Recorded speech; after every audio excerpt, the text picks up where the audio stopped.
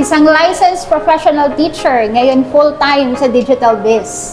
Hi everyone! So by the way, I am Coach Irene Madrona.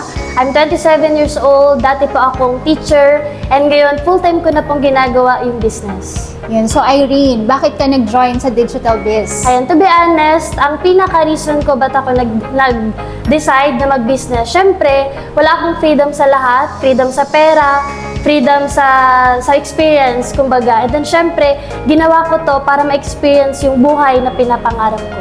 Yun. So ano na po yung naging results or transformation mo so far? Ayun, share ko lang po sa inyo yung mga naging result ko. Unang-una, part po ako ng Millionaires Club member. Ibig sabihin, kumita na po ng million dito sa business. Nakakapag-travel po locally and international. And then syempre, by next year, first quarter, makakapag-travel po ulit tayo.